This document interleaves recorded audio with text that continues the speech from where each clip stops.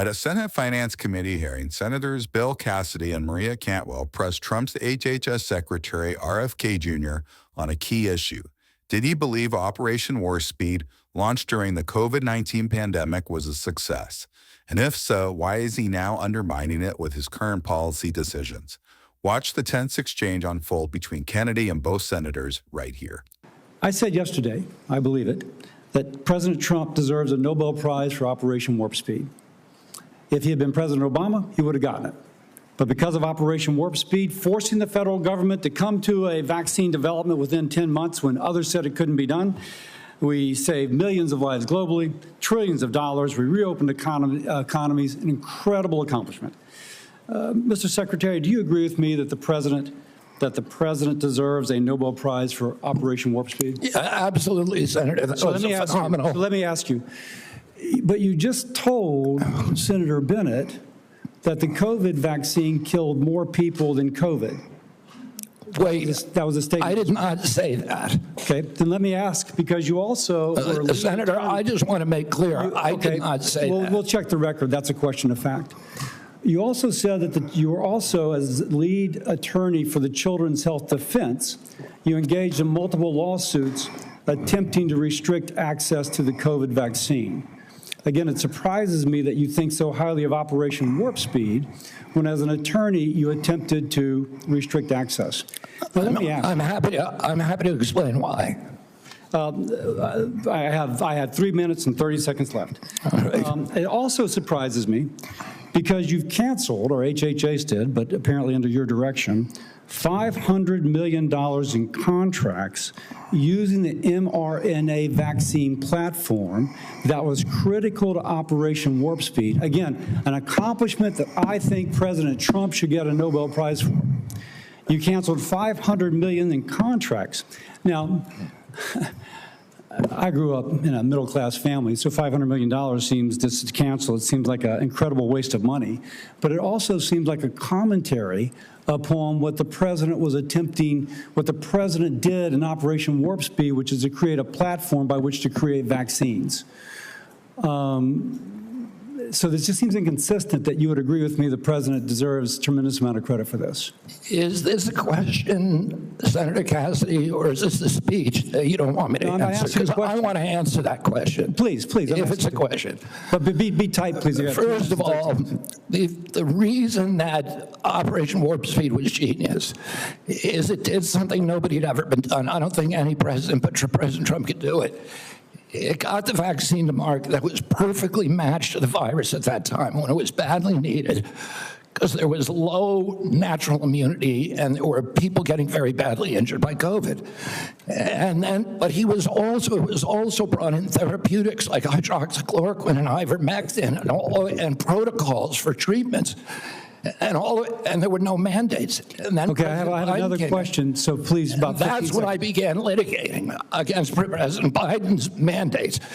Now, I'm sorry, let me go on because in terms you've of covered me the mandates canceling before. those contracts. I have limited time, Mr. Secretary, I'm sorry.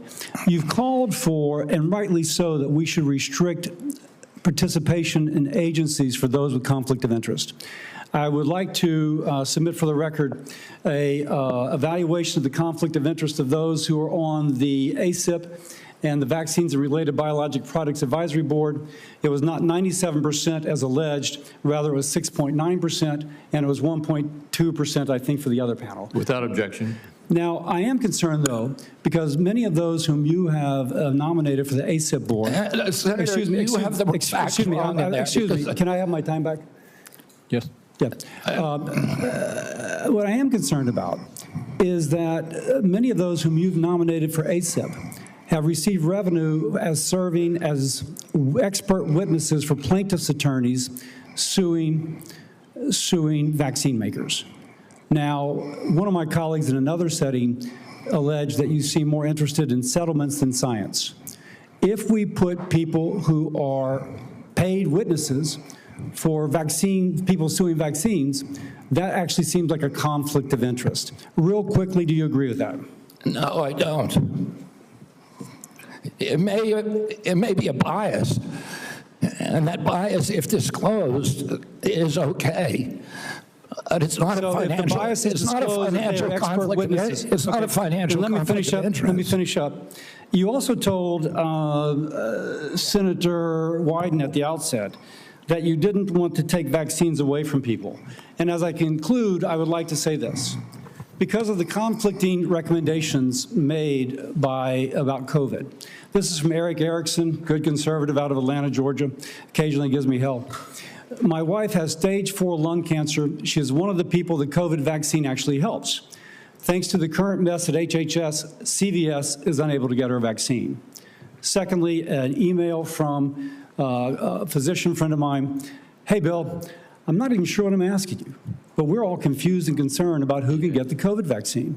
We are having our attorney try and render an opinion, but there's no firm guidance and concern about liability if vaccines are given to a patient who requests it, but not on the current CDC list. Pharmacists are requiring a prescription now even for patients over 65, creating a huge headache.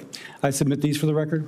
Without objection. I would say effectively we're denying people vaccine. Senator Cantwell. You know, I represent one of the most science-based states in the country. That is percentage of scientists per capita.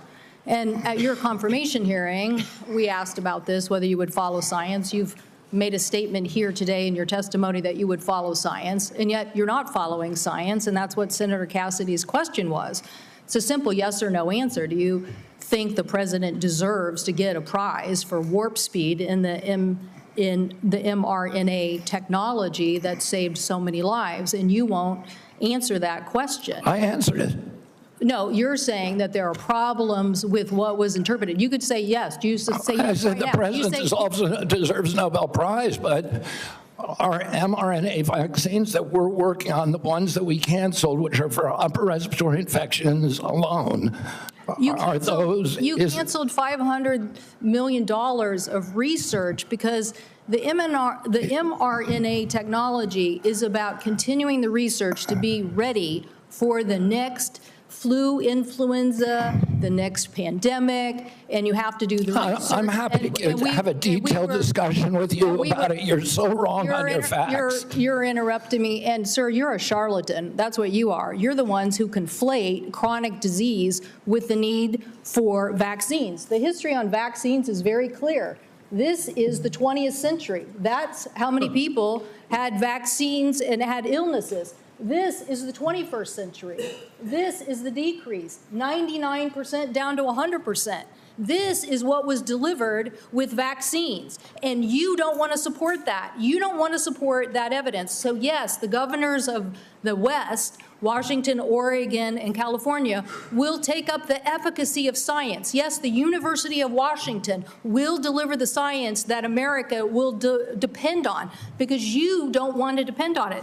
And his own Surgeon General of the Trump administration said over 2 million lives were saved because of the mRNA technology, and you don't want to continue that. You don't want to continue that technology. So what country is going to now take up that technology lead? What country is going to do that? Leaving us more vulnerable to some other country, keeping the advantage on having the best technology. So I'm telling you, I represent a state that's about technology. I have two other quick questions for you. These questions or statements? Because I can answer that question if it's actually a question. Do you believe in having the ACA and the support for the ACA that is about to expire? Do you believe in doing something about that? In terms of the enhanced premium tax credits? Yes. The Democrats had two chances to make them permanent, and they didn't. And they didn't for a reason. We're the ones who delivered it. So I'm just asking yes or no, do you want to do something about this? Yes or no? I want to fix the system, and that's what we're doing, fixing systematically to make premiums lower. That's what President Trump wants to do. Do you think the women on the steps of the Capitol were a hoax yesterday? I don't know about any women on the steps of the Capitol. The women who were talking about Epstein, do you think they were a hoax yesterday? Do I think they were? Do you think they were perpetrating a hoax yesterday? Perpetuating a hoax? Yeah. I have no idea what they were saying. This is the first I'm hearing about it. You're hearing about the women on the Capitol steps saying that they believe that the Epstein information should be made public? That's the first you're hearing about it? What I'm saying is you are perpetrating hoaxes. You, as this Secretary of Health. So you're undermining the whole healthcare delivery system, and you keep trying to point to chronic disease. But you're not putting solutions on the table to cover more Americans, and you're taking away the science and technology that has made us the leader that has saved, according to the first Trump administration Surgeon General, millions of lives. And you don't want to keep that going. For more congressional news, stay tuned to Congress Clips, and thanks for watching.